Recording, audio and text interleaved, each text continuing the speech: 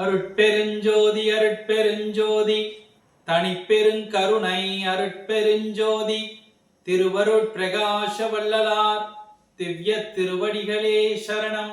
வள்ளல் மலரடி வாழ்க வாழ்க, எல்லா உயிர்களும் இன்புற்று வாழ்க.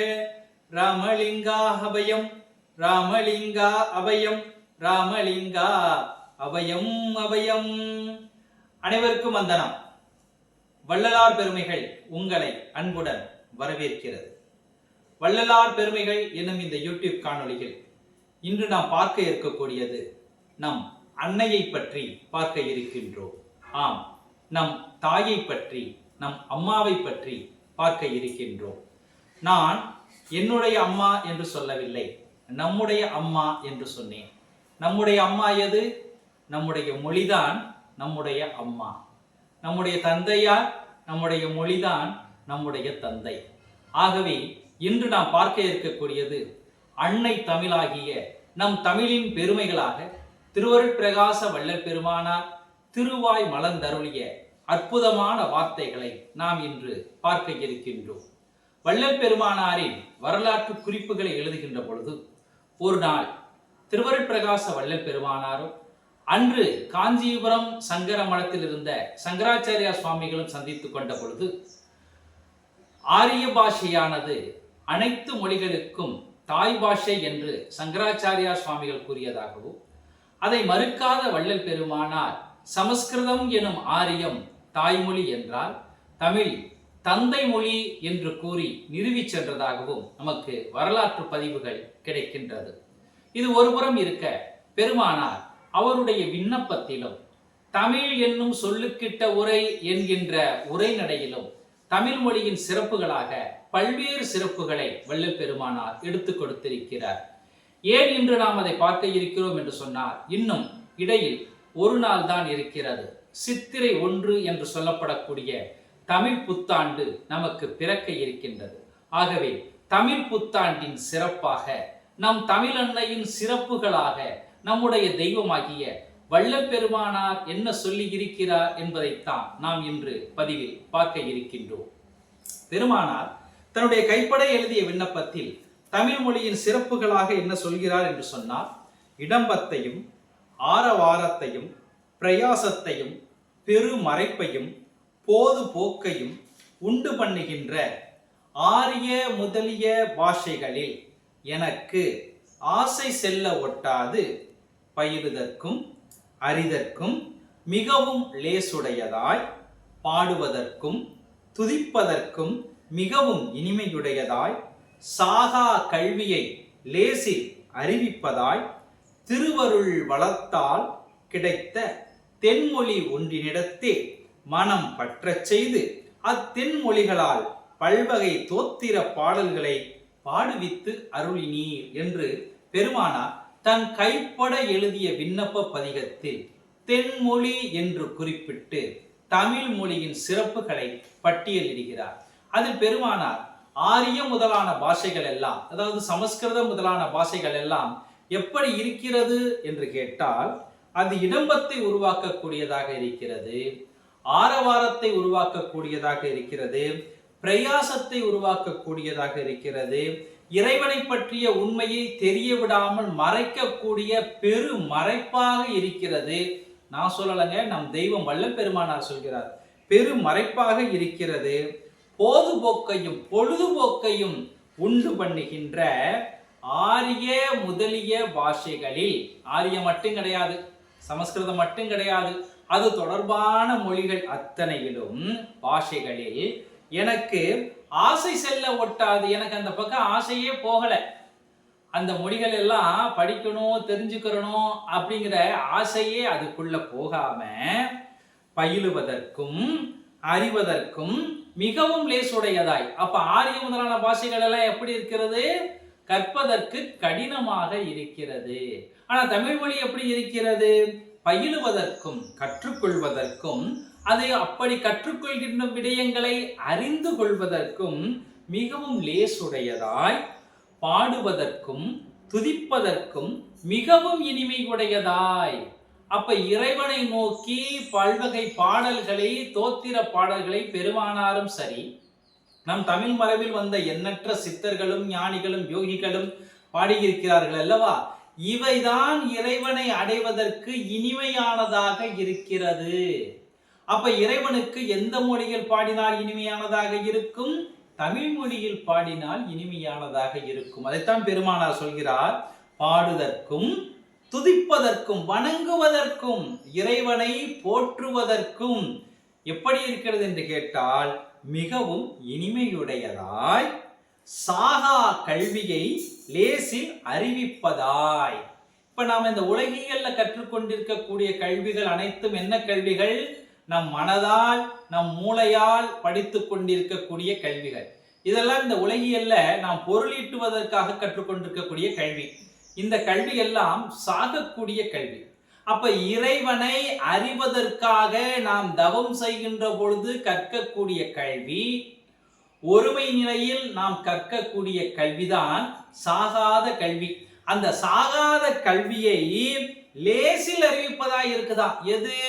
தமிழ் மொழி. ஐயா சொல்றார் பாருங்க, சாகா கல்வியை லேசில் அறிவிப்பதாய், இறைவனை நோக்கி கற்றுக்கொள்ளக்கூடிய கல்வியாகிய அந்த மரணமில்லாத கல்வி, அந்த சாகாத கல்வி, ஒருமை நிலையில் வரக்கூடிய கல்வியை தமிழ் மொழி எப்படி கொடுக்குது?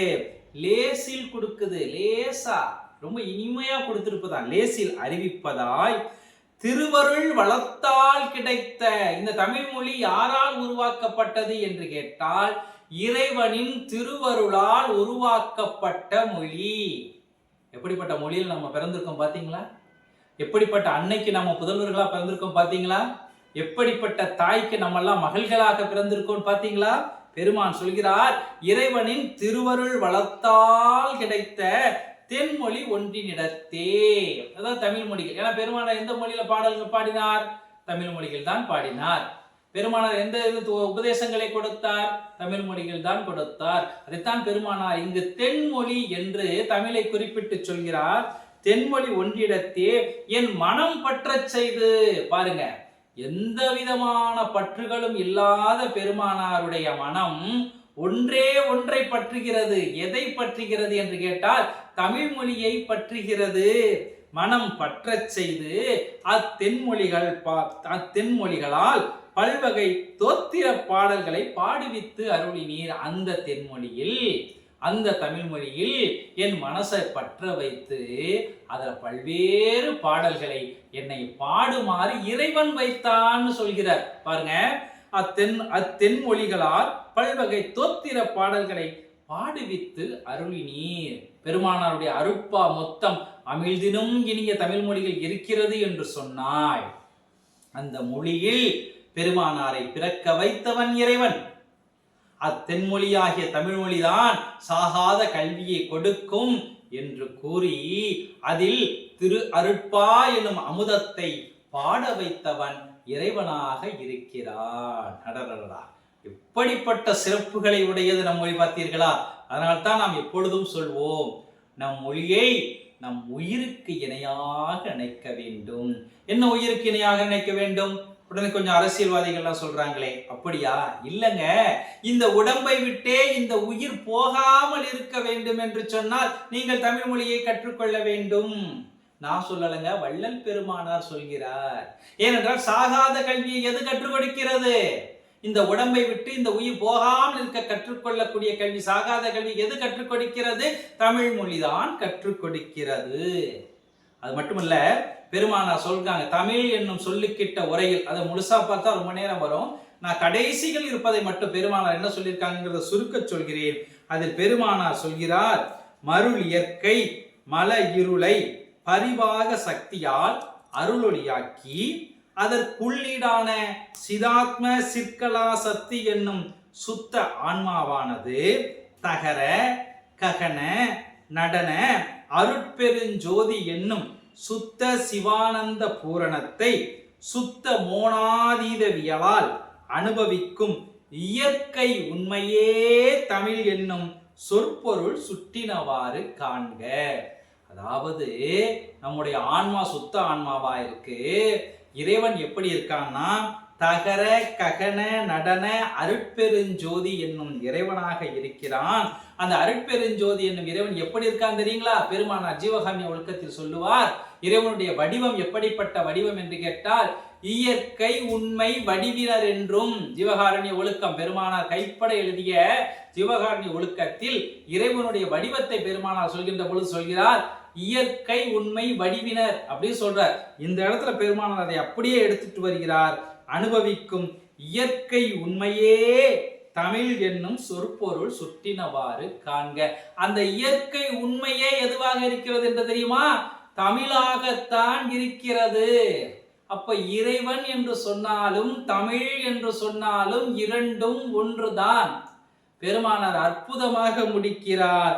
தமிழ் பாஷையே அதி சுலபமாக சுத்த சிவானுபூதியை கொடுக்கும் என்பதாம்.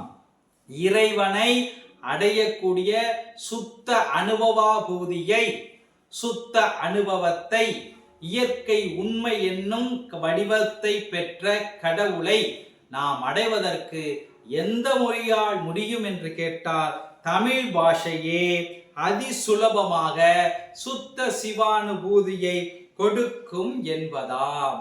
அப்போ இந்த தமிழ்தான் இயற்கை உண்மையாக இருக்கிறது.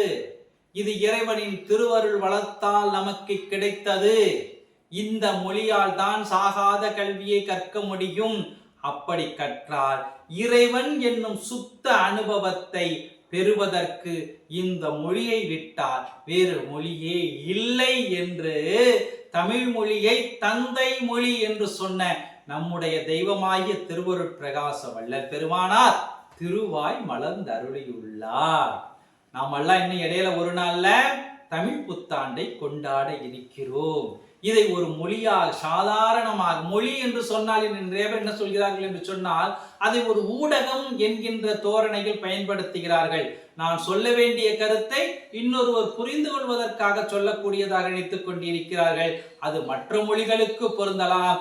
ஆனால் தமிழ் மொழிக்கு வள்ளல் பெருமானார் விளக்கம் கொடுக்கின்ற பொழுது இறைவனுடைய சுத்த அனுபவத்தை நமக்கு எது கொடுக்கும் என்று சொன்னார், தமிழ் மொழிதான் கொடுக்கும். இதை பாடுவதுதான் இனிமையாக இருக்கும். இதுதான் சாகாத கல்வியை பெற்று தரும். இயற்கை உண்மை வடிவமாக எது இருக்கிறது என்று கேட்டால் அன்னை தமிழ் மொழியே இருக்கிறது என்று கூறி உங்களிடமிருந்து விடைபெற்றுக் கொள்வது உங்கள் அன்பு சகோதரன் காஞ்சிபுரத்திலிருந்து செந்தில். அருட்பெருஞ்சோதி அருட்பெருஞ்சோதி தனிப்பெருங்கருணை அருட்பெருஞ்சோதி திருவருட் பிரகாச வள்ளலார் திவ்ய திருவடிகளே சரணம். வள்ளல் மலரடி வாழ்க வாழ்க, எல்லா உயிர்களும் இன்புற்று வாழ்க. ராமலிங்காபயம் ராமலிங்காபயம் ராமலிங்கா அபயம் அபயம். நன்றி, வந்தனம்.